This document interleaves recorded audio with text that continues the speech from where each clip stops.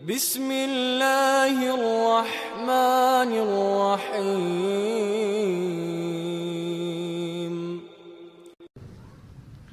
Uang itu mampu membelikan tempat tidur, tapi tidak mampu memberikan tidur. Betul enggak? Uang itu memberikan kita beli rumah, tapi tidak memberikan kita nyaman di rumah. Berarti uang itu jangan dianggap segala-galanya.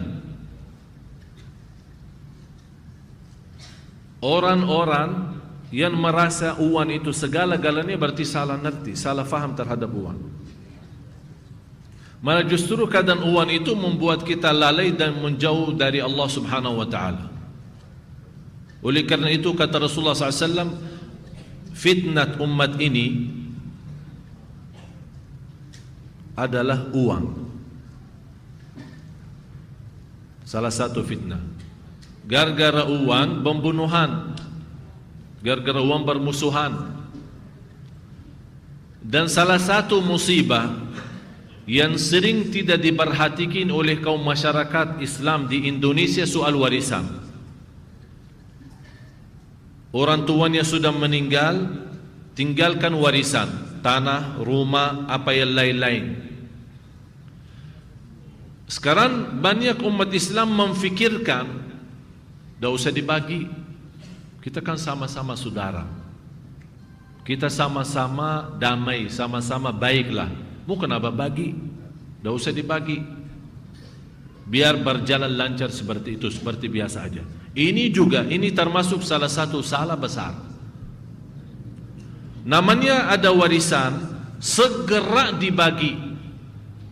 Sistem bagiannya ada dua. Bisa dibagi secara total, masing-masing mengambil haknya, sahamnya, atau dibagi secara hitungan supaya masing-masing tahu haknya apa. Misal ada dua saudara, ayahnya meninggal tinggalkan satu rumah. Bagaimana cara membagi rumah? Tidak mungkin dipecah dua dibagi, tidak. Tapi kira-kira pasarannya berapa? 1 miliar. Berarti saya sama Anda sudah tahu nasib kita dari sisi hitungan. Kalau ada satu minta haknya sekarang, wajib bagi yang kedua memberikan. Bagaimana caranya? Kalau Anda tidak mau jual rumah, Anda wajib membayar hak sebagian ini, berarti menjadi rumah itu milik Anda sendiri. Ini persoalan banyak yang sekarang menghadapi masalah karena orang tuanya meninggal, kemudian ibunya meninggal, tidak dibagi warisan sekian lama. Begitu anaknya dan cucu mereka sudah membesar, muncul banyak masalah. Sekarang bingung hitungannya, dan di luar membingung hitungannya masalah-masalah antara saudara dan keluarga. Sampai sekarang kita melihat ada banyak keluarga yang kita datangi untuk mendamaikan antara mereka, tidak bisa-bisa. Akhirnya mereka sampai sekarang mengurus di mahkamah, di pengadilan supaya selesaikan masalah ini. Inilah akibat kita melanggar sistem Islam, melanggar sistem Allah.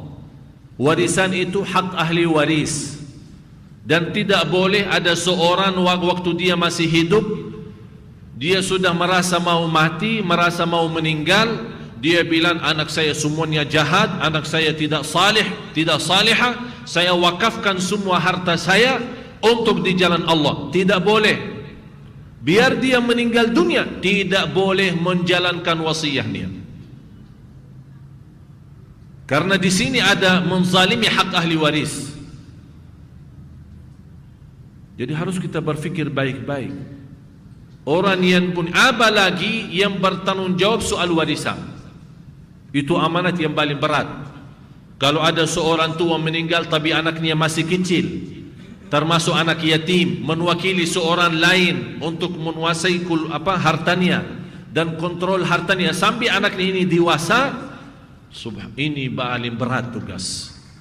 Karena ancaman dari Allah, Orang yang menjaga, memelihara harta anak yatim, tapi dia makan dari harta itu tidak sesuai ajaran Islam, akan dia makan dari api neraka nanti di hari kiamat.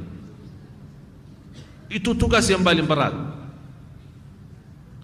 Harus kita ngerti jamaah sekalian, kalau soal harta halal akan dihisab oleh Allah, harus kita fahami itu. Sekarang orang berfikir kalau halal alhamdulillah selamat. Belum tentu. Yang halal belum tentu selamat, apalagi yang haram. Yang halal dihisab oleh Allah dari mana dan ke mana.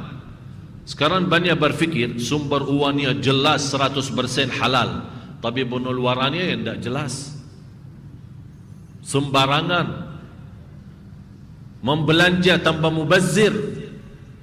Ini semua akan ditanya, dihisab oleh Allah. Jadi harta yang halal 100% akan dihisab oleh Allah.